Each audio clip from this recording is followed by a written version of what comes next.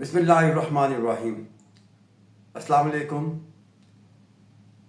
मैंने आपसे पहले ही कहा था कि एक दो दिन लग जाएंगे, 3 दिन भी लग सकते हैं, 1 दिन भी लग सकता है, 1 घंटा भी लग सकता है, और इंशाअल्लाह अज़ीज़ सिस्टम स्मूथ होना शुरू हो जाएगा। और ऐसा ही हुआ कि वीज़े अब स्मूथली लगना शुरू हो गए हैं। सऊदी गवर्नमेंट ने सिर्फ वर्चुअल आईडीज़ बंद की थी, जिसके तहत जो लोग काम कर रहे थे, असल परेशानी उनको हो रही थी। उनके एक सिस्टम में एक उलझाव सा आया हुआ था कि जो तो उनके ऑथोराइज थे, जिन्होंने कम से कम 2-2 लाख रियाल डिपॉजिट उनके पास ज़मानत के तौर पर रखवाया हुआ था, जिनको लाइसेंस इशू हुए थे, तो उन्होंने ही सब आईडीज़ बनाई हुई थी, वर्चुअल आईडीज़ उन्हीं से लेके। दूसरे एजेंट ऐसे जो बेचारे इतने अमाउंट नहीं जमा करवा सकते थे और ना लाइसेंस ले सकते थे इतने पैसे जमा करवा के। तो असल प्रॉब्लम उनके लिए आई कि उनके जो सिस्टम थे ना, वो उन्होंने बंद कर दिए, क्योंकि उनके सिस्टम में ऐसा उलझाव आ गया था कि एक गुलदस्ता सा बन गया था। उनके इंडिया, पाकिस्तान, बांग्लादेश, इन मुल्कों में ये सिस्टम चल रहा था कि यहाँ से बहुत ज़्यादा उम्रा ज़ायरीन जाते हैं, और प्रॉब्लम भी इन्हीं के सिस्टम में आई, इसलिए उन्होंने वक्ती तौर पे उस सिस्टम को बंद कर दिया था। और जिसकी वजह से आके इतनी बड़ी प्रॉब्लम खड़ी हो गई कि लोगों के वीज़े लगने बंद हो गए, और उसमें बेशुमार लोग ऐसे थे, परेशान हो गए थे, जिनकी टिकटें सर पे चढ़ी हुई थी, जिनका 1 दिन या 2 दिन रहता था सफ़र शुरू करने का। टिकट उनके बुक हुए थे, कईयों ने तो प्रोमो टिकट ली हुई थी सऊदी एयरलाइन की। उनके सितंबर के शुरू में उनकी वहाँ रवानगी थी उम्रा के लिए।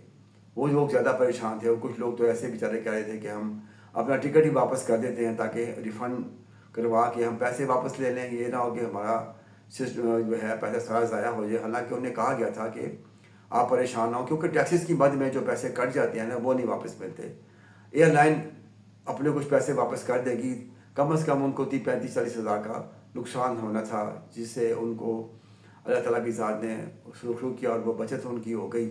और अब इंशाअल्लाह ताला वो वीज़ा सिस्टम जो है वो एक्टिव हो चुका हुआ है। दूसरों को भी अभी भी जो लोग एजेंट से वीज़ा लगवाएंगे, क्योंकि उनके पास तो सिस्टम अब नहीं है, उन्होंने उन लोगों से ही जाके वीज़ा लेना है, फिर उसमें से अपनी कमीशन निकालनी है, फिर कहीं जाके आपको वीज़ा मिलेगा। वीज़ा की जो उन्होंने मुकर्रर की है फ़ीस, वो चल के मैं आगे बताता हूँ। उससे पहले आपको ये बता दूँ कि आपने जो टिकट वगैरह बुक करवाए थे, वो उनकी डेट के मुताबिक आप इंशाअल्लाह ही जाएंगे, क्योंकि सऊदी गवर्नमेंट ने जो अपने मुल्क में अलग से एक प्रोग्राम शुरू किया हुआ है, जिसके तहत उन्होंने अपने मुल्क में सियाहत को भी फ़रोग़ देना है, क्योंकि ज़्यादातर वहाँ पे हज और उम्रा के ज़ायरीन आते थे। आम जो उनके वहाँ पे ऐसा कोई चीज़ नहीं है जिसको लोग देखने के लिए, जो कुछ करने के लिए वहाँ पे आएँ। तो एक नया शहर भी हो चुके वो आबाद कर रहे हैं, उसको भी उन्होंने एक्टिव करना है, सिस्टम को भी 2030 तक उन्होंने हर चीज़ अपनी लाइन अप करनी है। इस सिस्टम को सीधा करेंगे तो आगे जो उनका एक नया शहर जो आबाद कर रहे हैं, उसके लिए उनका मामला सारे सीधे हो जाएंगे।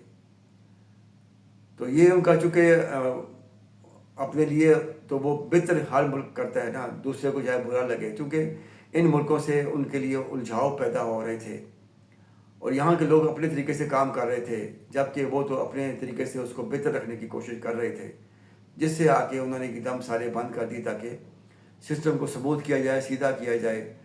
और जो बात हो रही थी कि उम्रा वीज़ा की कीमत की, पहले तो 570 रियाल ले रहे थे, अब उन्होंने उसको 530 रियाल कर दिया हुआ है। 470 रियाल से 630 रियाल कर दिया, सॉरी 570 से बढ़ा के 630 रियाल, 50 रियाल उन्होंने उसमें और ऐड कर दिए हैं। जब अब आप उसको पाकिस्तानी करेंसी में कन्वर्ट करेंगे तो ऑलमोस्ट 49 या 50 हज़ार की रकम बनती है, जो कि विदाउट ट्रांसपोर्ट है, विदाउट होटल बुकिंग के है। ये सिर्फ आपकी जो फ़ीस है, ये वीज़ा फ़ीस है।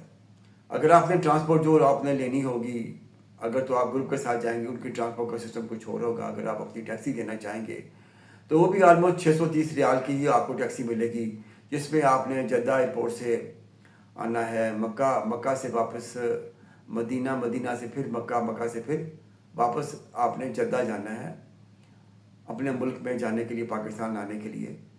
تو یہ جو ٹیکسی کا فیئر بن رہا تھا وہ تقریباً 630 یا 650 ریال ان کے بن رہے تھے، جس میں 4 ٹور آپ کے لگنے تھے. اس میں جو زیارات ہیں یہ اس میں شامل نہیں تھیں، اور کہیں بھی آپ نے جانا ہے اس کے پیسے آپ سے وہ الگ لینے تھے انہوں نے. تو یہ چیزیں سامنے رکھ کے ہی آپ نے اپنا سفر کر رہے ہیں کہ جو آپ کی قیمت ہے ویزے کی وہ الگ ہے. اس میں نہ کوئی ہوٹل بکنگ شامل ہے، نہ کوئی اس میں زیارات کی فیس شامل ہے، نہ کوئی اس میں ٹرانسپورٹ شامل ہے. یہ صرف ویزا فیس ہے جو آپ کو ادا کرنی ہے. ٹرانسپورٹ آپ اپنی مرضی سے لیں گے، ٹیکسی لیں گے تو 630 ریال آپ کو الگ دینے پڑیں گے اس کے. اور اگر کوئی اور ٹرانسپورٹ لے کے، جیسے زیادہ لوگ ہیں تو آپ 7 سیٹر یا 9 سیٹر ان کے پاس ٹیریا وین ہوتی ہے وہ بک کروا لیں. زیادہ لوگ ہیں تو بس بھی بک کروا سکتے ہیں، 20 سے اوپر لوگ ہیں.